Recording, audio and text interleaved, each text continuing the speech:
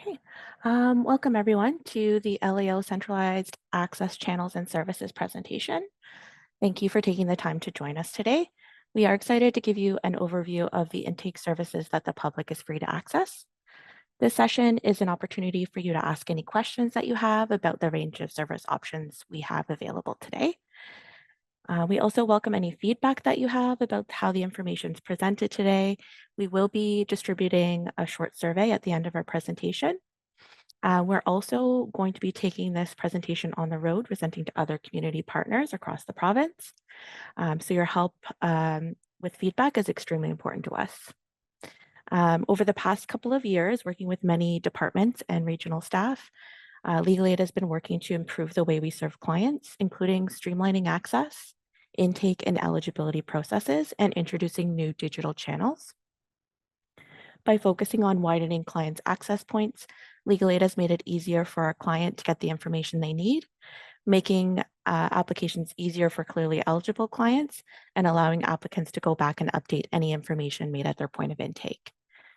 So to move with changing client capabilities, Legal Aid now offers a variety of ways to connect with us beyond the phone. So before I get started, I'd just like to introduce myself. My name is Jacqueline Cutler. I'm a business advisor for the operational policy management team. So my role is, looking and enhancing the, assessing and looking at the certificate program and improving it for our clients. But also my role is to kind of get the word out about the different access channels that we have today. And one of the ways is to kind of do this presentation with you today. So I'll just pass it over to Sonia. Thank you, Jacqueline. So my name is Sonia, and I work as an operational business analyst in our business systems and user support department. So I help to build and write business requirements for the client portal and other systems that are driven by the needs of users and the business. So I'll be talking to you about the client portal today, and I'll pass it on to Catherine now. Hi, good morning, everyone. My name is Catherine, and it appears that my camera still doesn't like Zoom a platform, so I apologize. It's Sonia who's going to smile on my behalf. So I'm going to speak about the assisted applications process.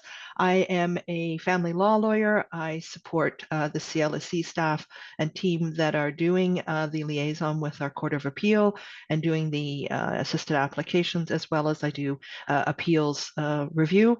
And I'm going to not be able to figure out who to pass it on. So I'm going to go to Alina because I can't see that on the screen. So Alina, you're my pick. Go ahead. Thank you so much, Catherine. My name is Alina. I'm a criminal duty counsel in Toronto.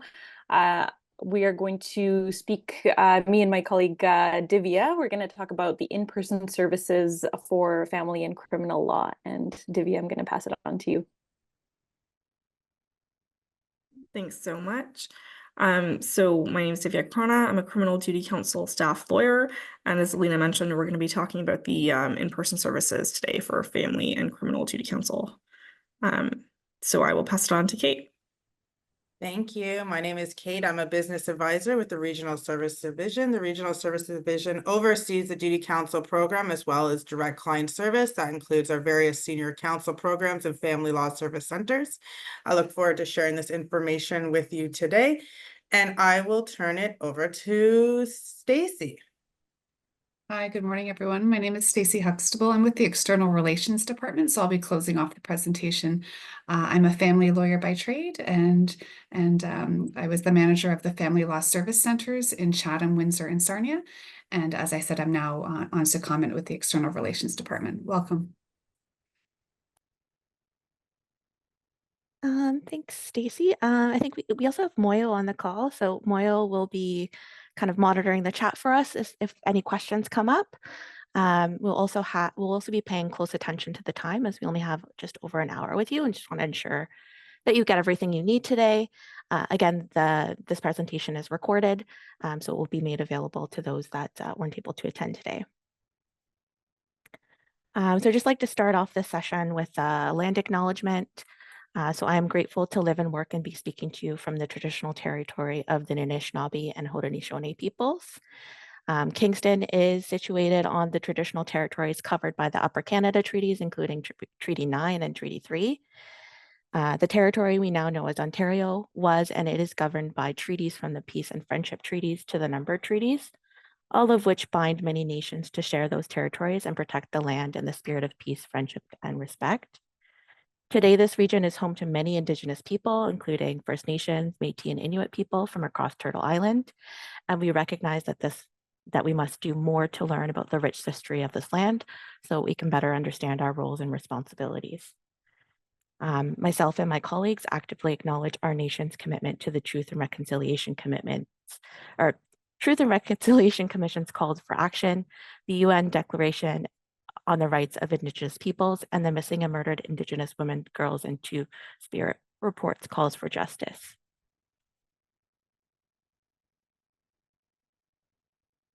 So just the main objective for running these sessions is to help you to be better able to support your clients as they apply for legal aid. We will do this by going over the key features of all LAO centralized intake channels. Today's focus is on helping to ensure that you're aware of the different access channels, especially some of our newer service channels and options available for more at-risk or vulnerable clients. Our purpose today is to provide you with up-to-date information that may assist you with serving your clients. And we believe after the session, you will better understand what happens when you refer clients to our services. So just wanted to talk a little bit about our certificate program. An LEO or legal aid certificate is a document we provide our clients that confirms that we will pay for their legal aid lawyer. The client can then bring this document to a legal aid lawyer of their choosing to receive the help that they need. There are 5 key areas of law that are covered under the certificate program. The first one is we offer coverage of defensive criminal charges where there's a risk of incarceration if convicted. We also offer coverage for appeal and conviction matters. We offer coverage for family matters, child protection, refugee and immigration, including basis of claim, refugee hearings, humanitarian and compassionate ground applications, judicial review of applications or decisions. We also have coverage for mental health law. So that includes Ontario Review Board hearings, as well as consent and capacity hearings. We do also offer coverage for various prison law matters. So these are the primary access channels. So within each access channel, there are various client service options available. So the first one is one you're probably most aware of is that that's our contact center. So this is our most commonly known access point. Our newest access point is live chat. So certificate applications are not processed through this channel at this time. However, our chat agents can provide basic information for individuals to help them understand our services, including the certificate program. The client portal is our online self-service option. Legal Aid is committed to continually enhancing this service channel, and we will be providing a demo during this presentation just to highlight the various functions that are available here. And then we also have our assisted applications. So these are forms that lawyers and select service providers are able to email Legal Aid to facilitate a certificate application on behalf of a client. So we will speak to who is best suited to using these service or access channels as we progress through our presentation today. Okay, so the first one is our contact center. So the contact center offers services over the phone. Services available Monday to Friday during regular business hours. So that's from 8 a.m. to 5 p.m. It is best suited for those who prefer to speak to someone in real time. We also have real-time interpretation that's available for those whose first language is not English or French. So this channel screens out at the general inquiry stage those that are not suitable for our services, and we do provide referrals to services within the community.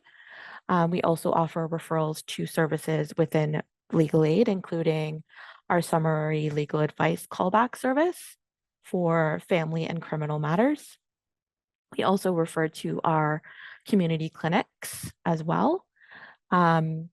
This channel also processes certificate applications for all matters within our coverage areas. Most clients will receive a decision on eligibility within the same day. We also provide full support for immediate and longer-term client needs, including request for review of a certificate application decision and change of lawyer applications. So this channel also has a dedicated in-custody phone service where wait times are reduced. So this is due to clients having limited time on the phone.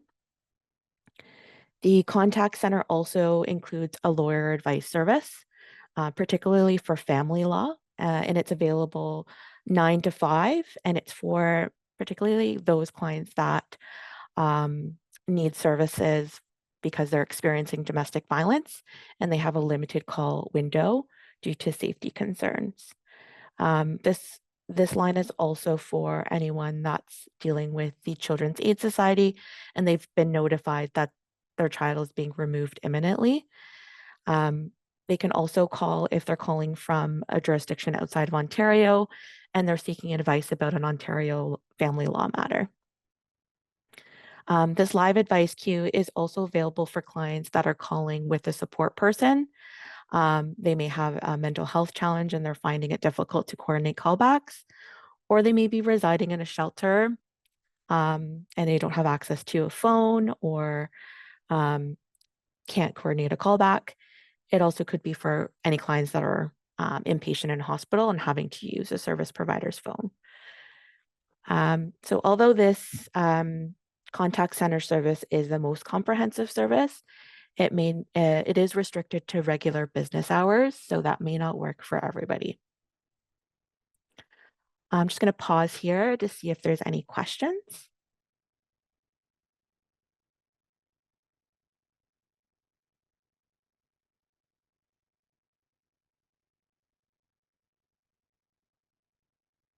No questions.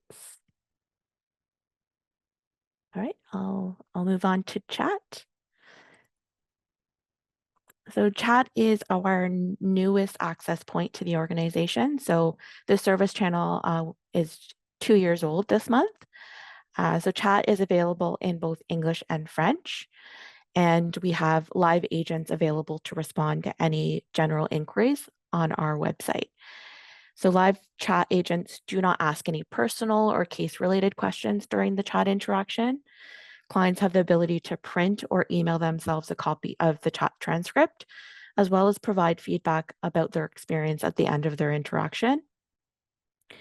And our chat is available on all 300 plus pages of our website. And currently chat is available 9 to 5, Monday to Friday. And our average wait time to chat with a specialist is only about 16 seconds. So we receive on average about 64 chats per day.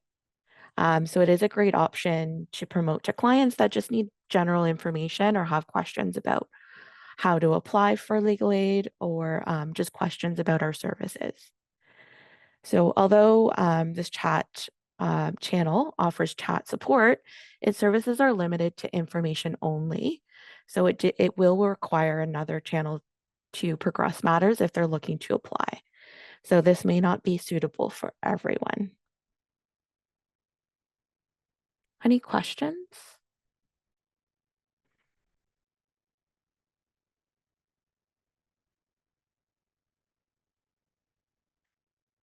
Okay, so I'll pass it over to Sonia. Thank you. So just give me a minute here. Okay, so I'm going to be talking about the client portal. So the client portal has been around since 2018. The service is available 24/7 in English and French. It is best suited for those who prefer to self-serve and are comfortable with technology. So this option offers several services for both new and existing clients. And it includes access to finding a lawyer tool, which is also available on our website to help clients find lawyers for their cases. This channel offers an online application service specific to individuals who have fixed low income, such as Ontario Works, Ontario Disability Support Program, no income or no income in Canada. Currently, online applications are limited and only available in specific areas of law or clearly eligible client groups, such as family matters where domestic violence has been experienced by the client, child protection, criminal and immigration, and refugee. So most application eligibility decisions are made in real time, provided that they fit the criteria. Otherwise, they will be directed to the contact center to finish their application. For existing clients, the channel offers the opportunity to check application status, including electronically signing the consent and declaration document, uploading and viewing documents, updating personal information. And to sign up and access these features, the client has to provide an email address or a cell phone number for texting to legal aid. And they will be provided with a one-time activation code by email or text to set up their profile. So this service option to upload documents at any time of the day is a huge help to clients who previously would have had to mail, fax, or drop off documents at legal aid offices. So now I'll show you how to sign up for the client portal and complete an application, or how you would help a client complete an application online. So just give me a minute here just to share my screen.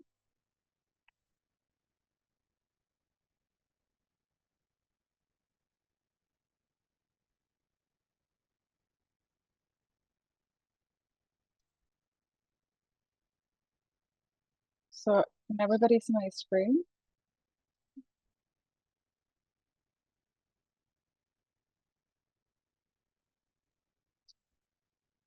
Yes. Okay, perfect. Sorry, I wasn't sure if I was sharing the right screen. Okay. So, so as you can see, we're in the login page. So if the client that you're helping has a file with us, you can enter their user ID here, which is going to be their client number, and their password here. If they forgot their password, they can click on the link here that says "Forgot password" to reset it. If they don't have their client number with them, they can ask the lawyer for it or check their email if they've communicated with us through email. Or as a last resort, they can also call the contact center to get their client number. If the client has already contacted legal aid and has a client number but hasn't created a client profile on the client portal, or they're new to legal aid and have never made an application, then they'll just need to click on the link that says "Get Started" here. So I'm going to start my demonstration. So I'll show you an example of a client who's never applied for legal aid and wants to start a new application. I'm just going to click on the link here. So before you start the application for the client, you'll be presented with a message that explains who is eligible to complete an application through the portal and other functionalities that are available on the portal. So I'm just going to read this really quickly because I think it's important. So on the client portal, you can apply for legal aid, check the status of your legal aid application or certificate, and upload documents to your file. You can apply online for legal aid if you have a family, children's aid, criminal or refugee and immigration case. If you do not own any property and either receive Ontario Works or Ontario Disability Support Program payments, or have no income and are new to Canada and staying in a shelter or in jail. So it's important to know that these are requirements to apply on the client portal, not to qualify to apply for legal aid. We are working on expanding the requirements so that more clients are eligible to apply online. So I'm just going to ask that you be a little bit patient with me because this is a test site, so it may be a little bit slow. And during my demonstration, if you do have any questions, just let me know. So I'm going to continue with the application. So the next question will be to select the language that I want to complete the application in. So right now, the two languages that are available are English and French. We are working on expanding the list of languages to accommodate more clients. And then at the top, you do see that it does tell you to allow for 15 minutes to answer the question. So that's approximately how long it takes to complete an application online. So I'm gonna, for this demonstration, I'm gonna select English and hit next. Now the next question that I'm being asked is, have you applied to legal aid before? So if the client has applied, you would say yes, and then it would prompt the client to enter their client number and continue with the rest of the application. But for this demonstration, we're gonna say no and continue. So the next question is, what do you want to do through the client portal?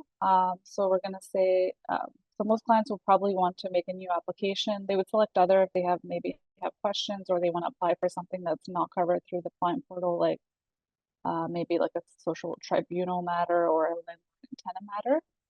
So here I'm going to select make a new application. And now I'm being asked if the client lives in Ontario. So if they say no, then they'll be asked to call us, but we'll say yes for this purpose. Now it wants to know what the client's income is. So if you expand this list, you'll see there's a few options to choose from. If the client selects other, they'll have to call. For this purpose, I'm gonna, sorry, also just to mention, we are working on expanding this list as well to accommodate more clients. So I'm just gonna select Ontario Works for this demonstration. Now, we need to know if the client owns any real estate, such as a house or land in Ontario. So if they do own land, they have to call us. So I'm going to say no. Is your legal case in Ontario? So we're going to say yes. So what type of legal case do you have? So we have to indicate what type of matter the client is applying for. So if they do select other, again, they'd have to call us. So for this purpose, I'm going to select family. What do you need help with? So the client has three options. So starting or responding to a family court case, changing a family court order, or other. So if they select the last two options, they will have to call us. That's not something that's currently covered through the client portal. So I'm going to choose starting or responding to a family court case.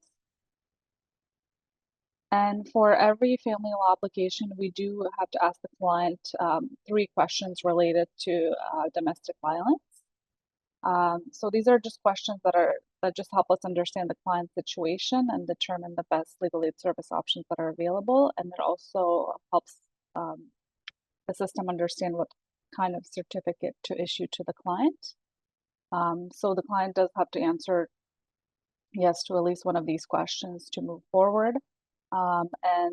If they don't want to answer the questions, then they can also, they have the option to answer do not wish to answer. So I'm going to just say yes to the first question and no to the rest. Now, the next question is, do you have a final court order involving the same person? So you may have noticed some question marks at the end of the questions, or you'll also see an I at the end of the question. So if you see that, you can bring your mouse over that and it'll give you provide definitions or context to help you answer the question. So here we've defined final court order. So I'm going to say no to that. And then the next question that I'm asked is, what type of family issues do you need help with? So it has a list of options here. So if the client does select other, they'll have to call us. But if you need to explain these options to the client, you can click on the little guide button here and review this with the client. So for this purpose, I'm just going to select custody, access, child support, and restraining order. So the next question is, do you and the other party agree on all the family issues? So we're going to say no. So that's why we're applying for legal aid. And then, do you think you can communicate and come to an agreement with the other party? I'm going to say no. And now I've finished the first part of the application. So I get a message at the top that says that I can apply for legal aid, and it asks me to review my answers. And if I need to make any changes, I can just click on this pencil button and go back to that question and edit my answer. So it's important to note that once the application is submitted, the answers can't be changed. So I'm just going to quickly go through all of this and then just make sure that I'm happy with this or satisfied. Then once I'm satisfied, I'm going to submit my answers here. Now I have to create a profile, so I have to enter personal details about the client. So the name, the date of birth, and the address, including the postal code, are mandatory fields to complete. So I'm just gonna enter a name here. And the middle name is optional. You can enter it if the client wants, but it's not necessary.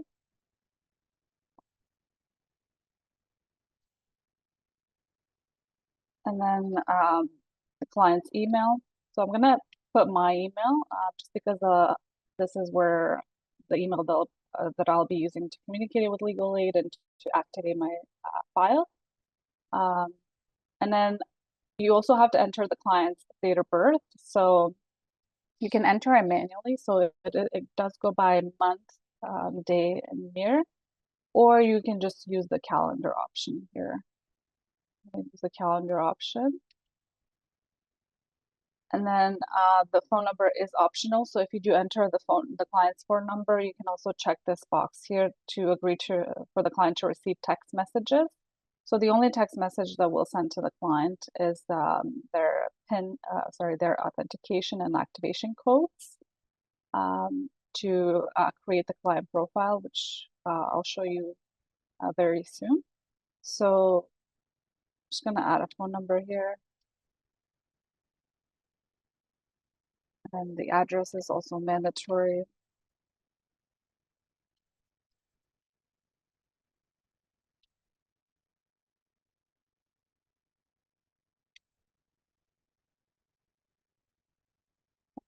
So once I'm ready, I can submit this information. If you maybe submitted too fast or a mistake was made, you will be able to change this information later. The only thing that you won't be able to change is the client's name and date of birth. The client would have to call us to change that information. So I'm going to submit here.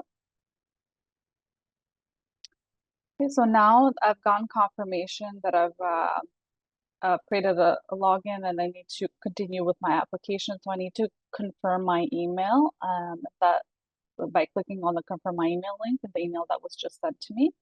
So in this environment, unfortunately, I can't show you my email, but I'll just review what it says. So it's just asking for consent to communicate through email with legal aid. And then there is a link to click to confirm my email address, and the client has 72 hours to click on that link. Otherwise, they have to restart the process. So I'm going to click on that link right now. And now it's just confirming that I've confirmed that email, and that's the email that that's going to be used for the client portal. And now I have to click on the button here to complete my email confirmation. So now I've been sent another email, which is an invitation to use the client portal. So I have to now activate my account with the information that's provided in the email. So that email just says to please activate your account, and it has a link to bringing back to the client portal login page and to enter the login information that has been provided in the email. So I'm going to click on that link. So in that email, I have the user ID and the password that I can enter. So normally, if the client is new to legal aid, if they've never applied, their user ID will be their email. But because I've used my email in this test environment before, it's going to give me a client number. I'm just going to copy it here. And then I'm going to enter the password, copy the password that they gave me as well. And just sign in. Okay, so now I have to basically the client has to authenticate themselves. So so the client can authenticate themselves through email or by text. So I think I forgot to check if you remember, there was an option to check off a box that says to agree to confirm to receive text from legal aid. I think I forgot to check that, so that's why this is grayed out, but normally it would be green, and the client would be able to choose either option. So I'm gonna choose this option to email me the code, and then at the bottom I should receive here a confirmation that an email has been sent to me with a 4-digit code. So I'm just going to copy that code and enter it here. And if for some reason the code should arrive within 2 minutes, if the client doesn't get it, you can click on the troubleshooting instructions here. And as a last resort, if that doesn't work, the client can call the contact center. So I'm going to enter the code here and continue. Now the client has to review the client portal terms and conditions. So the terms and conditions of using the client portal. So I'm not going to go over all of this, but this is something you can just review. The client can review themselves, and then they do have to accept in order to move forward. So I'm going to hit accept right now. And now I do have to enter the client's date of birth again, and then get another activation code. So the reason why it's kind of like a two-step process here to authenticate the client is because just because of security and privacy reasons, and we are working on improving this process. I'm just going to enter the client's date of birth, and then I'm going to ask to email the code to me, and I have a confirmation here that it's been sent to my email. I'm just going to enter the code.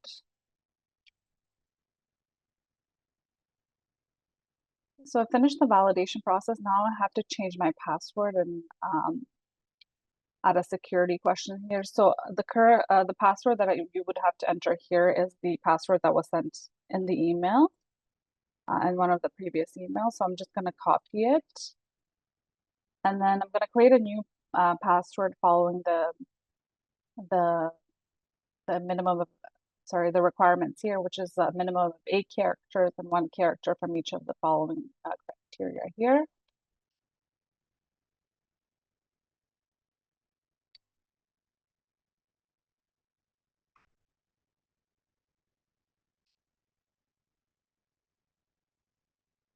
And then I also have to add a security question to answer it in case I forget my password.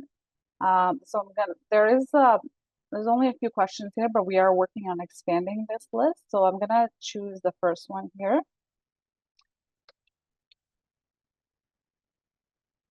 And I'm gonna see my answers, and I get a confirmation that my password has been changed successfully.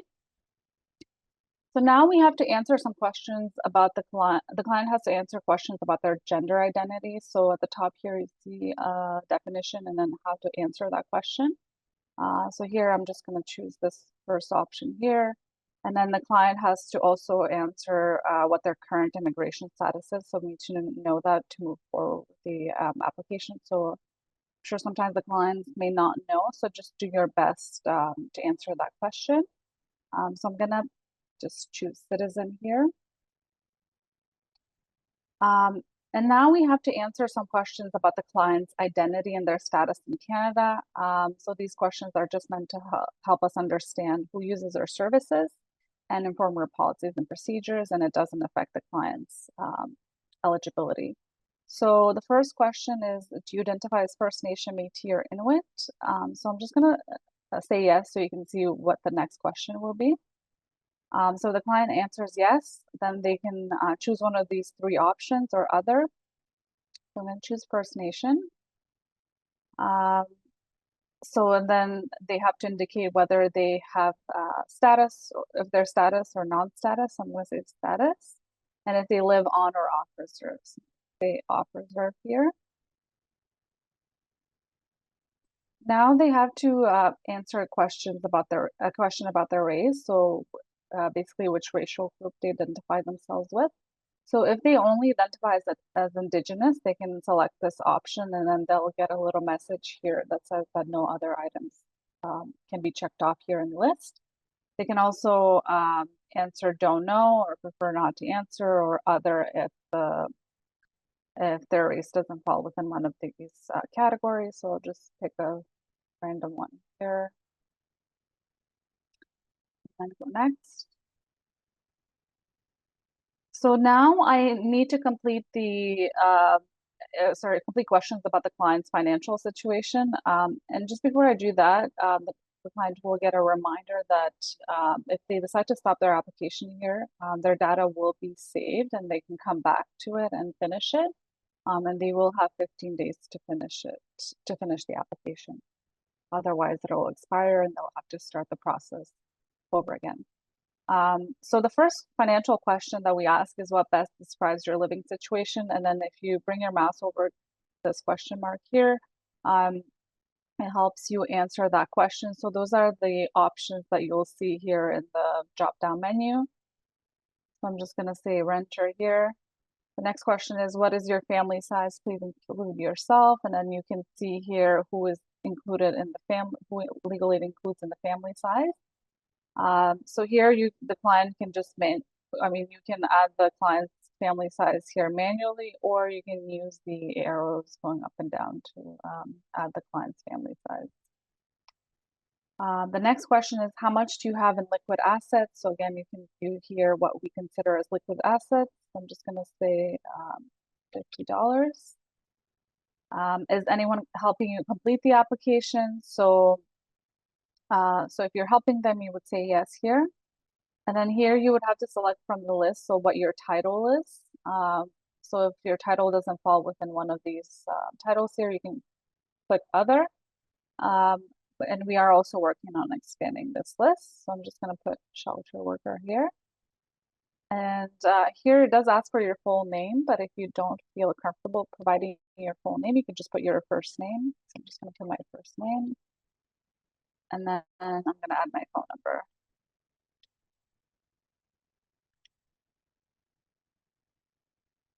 And my email.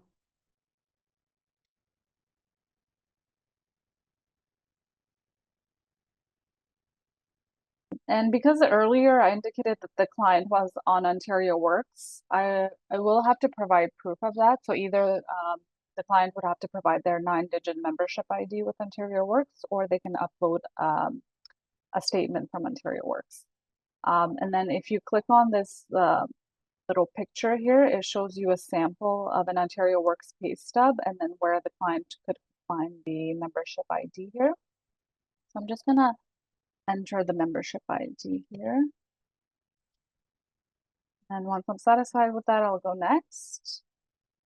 So now I'm gonna be asked some questions about the lawyer that I've chosen.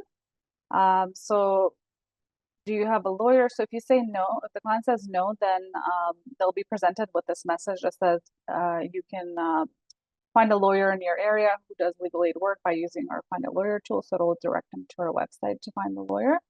And then a reminder that not all lawyers accept legal aid work. And when you find a lawyer, just be sure to ask if you take Legal Aid Ontario certificates. And if you're having trouble finding a lawyer, then they would contact the call center. For this purpose, I'm gonna say yes. And now we have to answer if the client has paid their lawyer any money. So I'm gonna say yes, and it's gonna ask me how much. So I'm gonna say $500. And now we have to enter the lawyer's name. So you can click here to select the lawyer. So you'll see a long list of lawyers. Let's try that again. You can scroll through the list, but it would be easier just to type the lawyer's name. So it's not case sensitive. So you can just type the lawyer's name. Choose that lawyer. And now it's displaying the lawyer that I selected and their phone number and their address. And then I can click on this Google Maps icon to get directions to the lawyer's office. And at the bottom, there is a message that says that the client acknowledges that they may not change lawyers without first getting approval of legal aid, and only legal aid agrees with their reasons.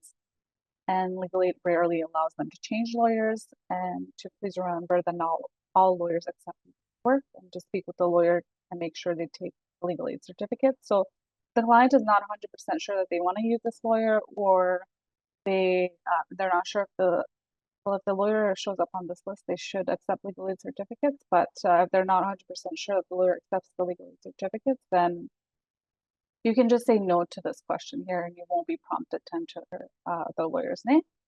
So I'm gonna go next.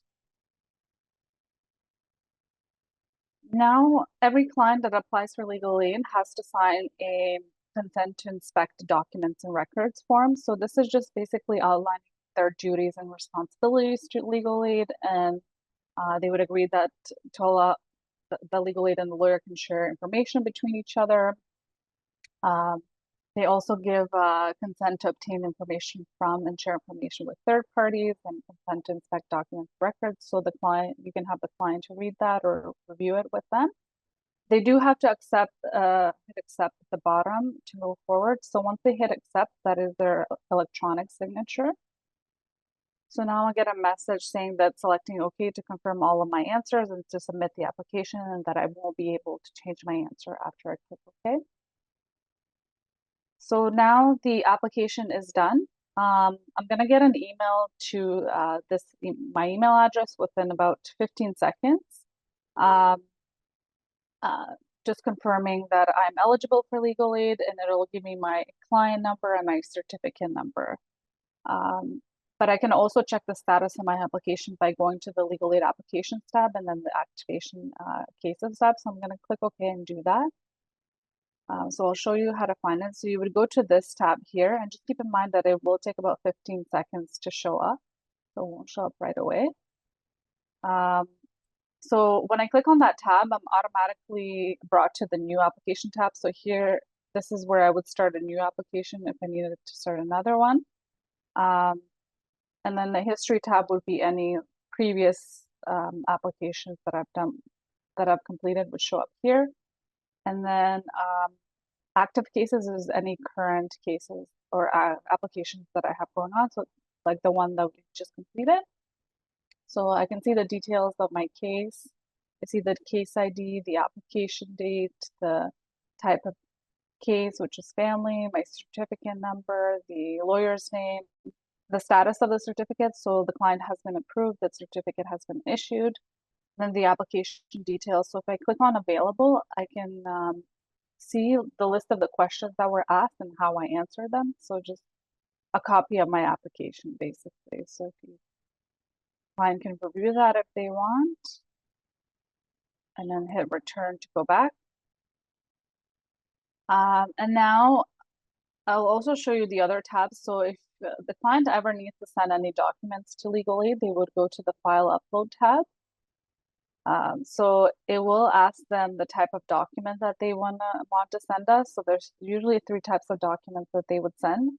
It could be one for an eligibility review. So if, for example, they were refused for legal aid and they're requesting a review of that decision. If they need to send like pay stubs or maybe bank statements, they would choose the finance option. If they maybe need to send a copy of a court order, they would choose the legal option. So I'm gonna show you what that would look like if I were to send a document. So I'm gonna choose the legal option here.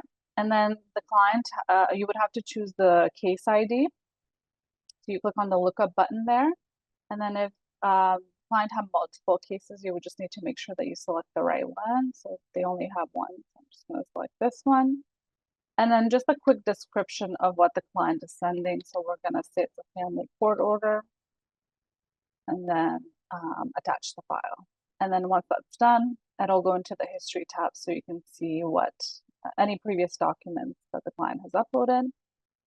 And then if you go to the profile tab, this is where you can the client can update their personal information. So they just need to click on the edit button here, and you'll see that everything can be edited except for the name and the date of birth. So let's say I want to change the client's such as immigration status. I'll change it here, and then I also do want to receive text from legal aid. I can check that off. So I'll save it. And it just told me that it's saved successfully. I can also change the client's email here. So we just need to enter the email and confirm it. And then at the bottom, the client can change the password or change the forgotten password hint as well. In the resources section, the client can access the list of lawyers that will bring them to our website. They can complete a client satisfaction survey on their experience with the client portal. They can go through any frequently asked questions that we have here. And then also they can access the glossary of terms and legal terms. And they can change the client portal from English to French and vice versa. And then the log out button is here, or they can also click on the home button to go back to the home page. So that's it. Are there any questions?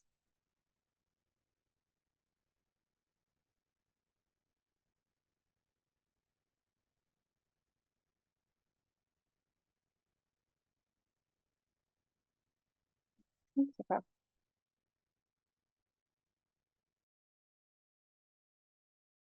So I think Catherine is next.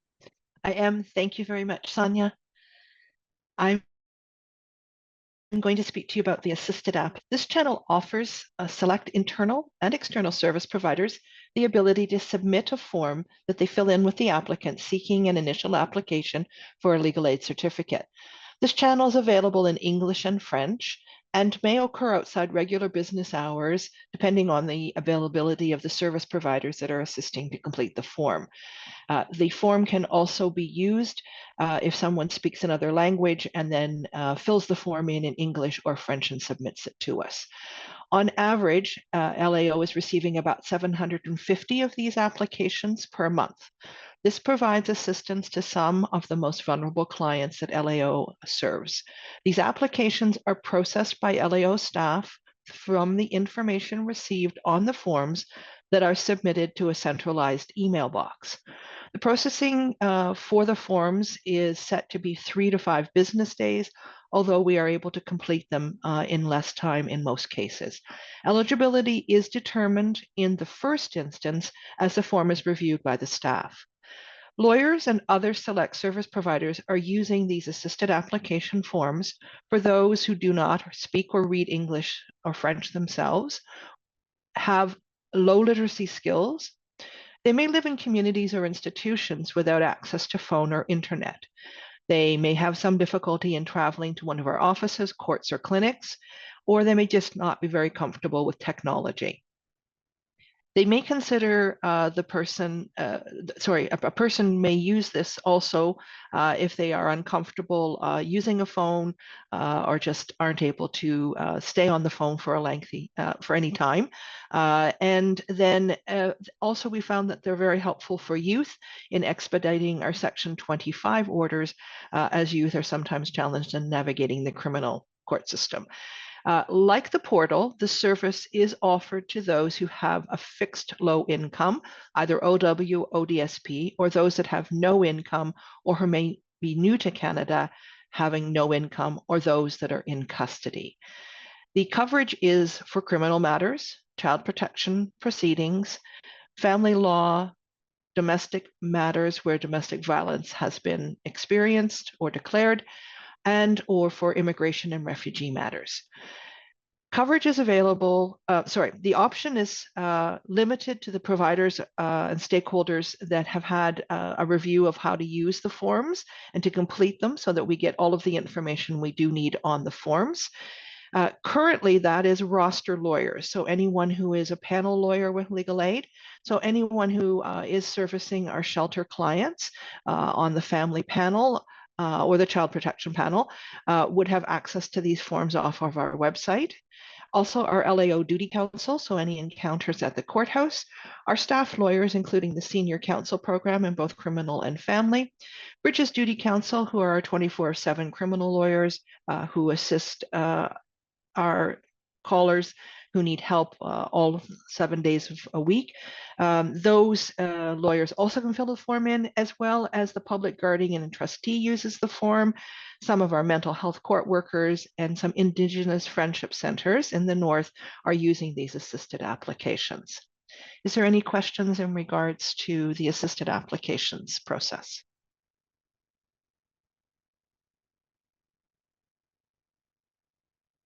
I'm going to then pass to our in-person services, and that's going to be presented by Alina and Divya.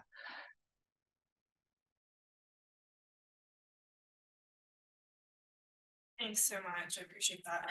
So I'll just get us started. I'm Divya Krona. I'm a criminal staff duty counsel. So I'm just going to talk briefly to start about the in-person criminal duty counsel services.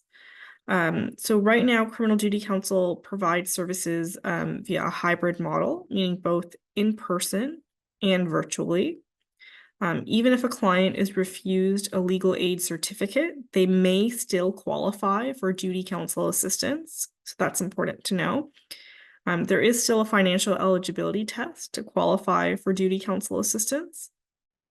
Criminal duty counsel does not assist with trials. What they do assist with is bail, brief summary legal advice, Crown pretrials, bail variations at times, and sometimes, in rare circumstances, judicial pretrials for qualifying clients only. If the client does not qualify for duty counsel assistance, then they won't get any of these services, unfortunately. We do not assist clients in attending court unless they are particularly vulnerable and qualify for duty counsel services. So duty counsel is present in person at the Ontario Court of Justice in Toronto at 10 Armory Street, as well as the Toronto Regional Bail Centre at 2201 Finch. There is a duty counsel office at both locations, and duty counsel is always present in person for clients who show up seeking in-person advice. However, there is also an out-of-custody line for criminal duty counsel. That number is on the screen there. It's 416-646-1276. So that line will give clients a chance to usually leave a voicemail and have a legal aid worker call them back and then be put on a list to speak with duty counsel and receive some advice. So it sometimes is easier for clients to do that, virtually. They don't need to actually come physically in person to the office. A special note is that I want to make clear that survivors of gender-based violence or intimate partner violence who are criminally charged themselves are typically able to qualify for a discretionary legal aid certificate. So that means that even if they don't meet some of the standards for a legal aid certificate, because the Crown is not seeking jail perhaps, or whatever the reason, they may still be able to get a legal aid certificate if they speak with duty counsel and let duty counsel know of their particular situation and vulnerability as a survivor of gender-based violence. So it is important that even if a client in that circumstance is denied a certificate, they speak with duty counsel to see if there's any discretionary certificate that can be issued. So that's the gist of our criminal in-person services. I'm going to hand it over to Alina, who's going to talk a bit about the family law services. Hi, everyone. So I'm Alina Kurchagina. I am also a staff criminal lawyer in the city of Toronto with the Duty Counsel Office. I'm going to speak a little bit about the Family Duty Counsel Office and the services that they provide. So currently they provide hybrid services, family duty counsel staff, the family court in person, and can be found there, but also provide services virtually.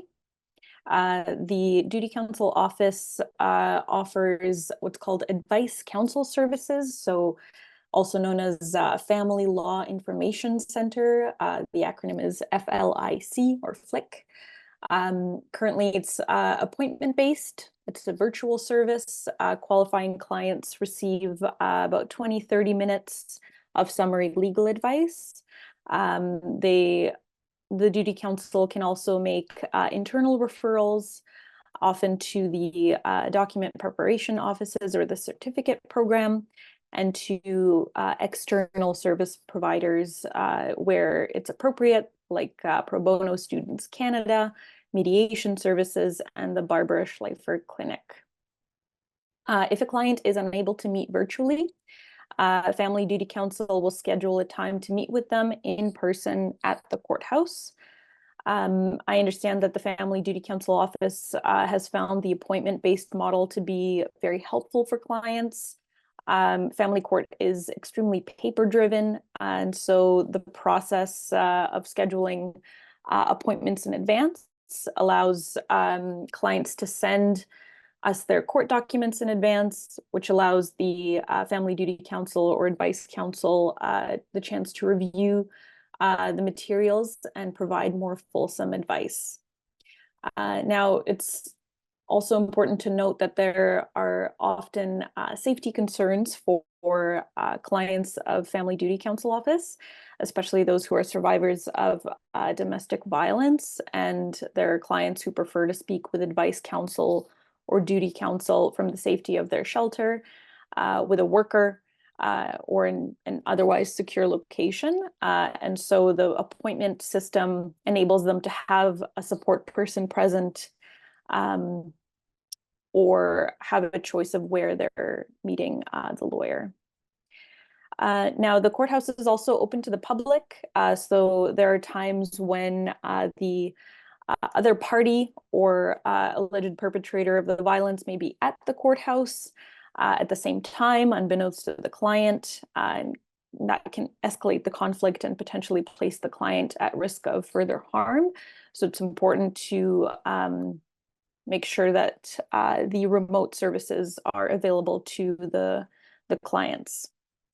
Now, there are also lawyers available for day of court assistance for any qualifying clients within the scope of the work.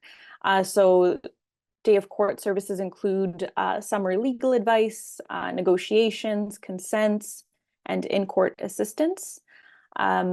Duty counsel can also make referrals on the day of court. Some of the court matters return in person, and so there's lawyers, duty counsel, who are available to assist the clients in person at the courthouse, and some matters appear remotely by Zoom. So duty counsel is also available remotely on Zoom during their court appearance. I just have a quick note on ex parte motions.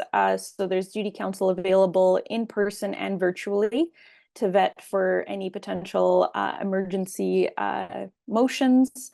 Clients can attend at the courthouse to be vetted for these emergencies, or they can call the duty counsel number, and that one's provided on the slide here for 16696-2992.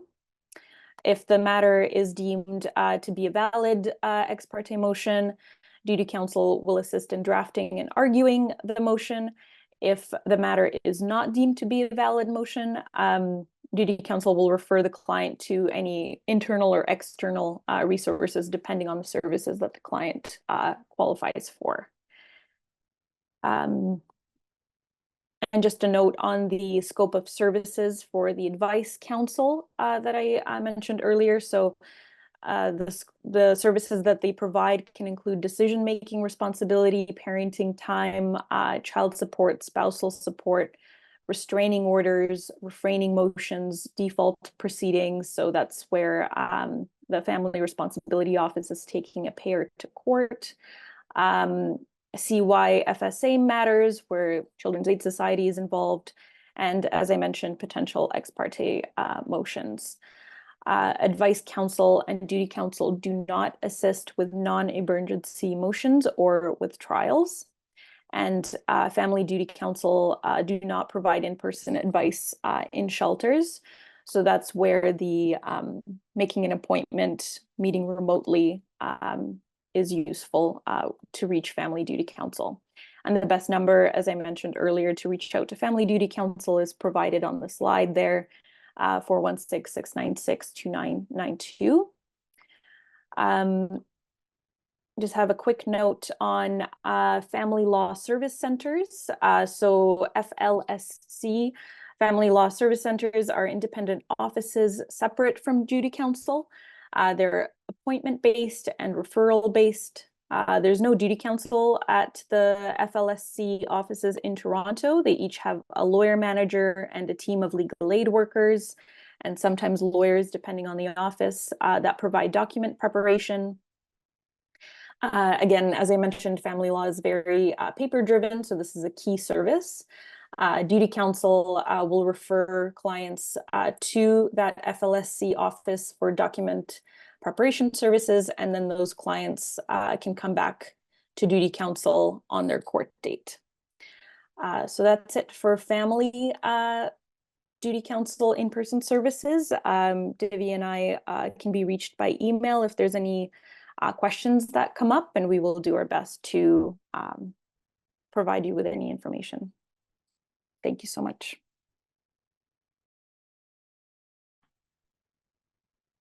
Thank you. I don't know if there was any questions that came in the chat. Okay. I'll pass it on to Stacey.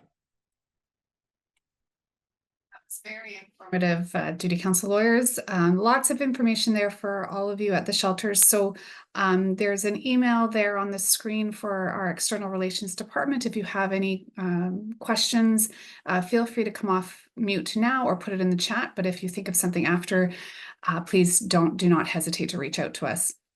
We will be following up after this session to provide you with some resources to assist you with referring to our services, including step-by-step instructions to create an online account with the client portal for you to help your clients with. Please continue to share with us client experiences or thoughts on these access channels that we went through with you, because the feedback really does help us improve the functionality and the overall experience as we work to expand these channels in the future. We do have a survey that will be put into the chat now, just a brief survey if you don't mind filling out to help us improve on these sessions as well. So if you have any questions, now's the time, and if not, we will say thank you again and goodbye.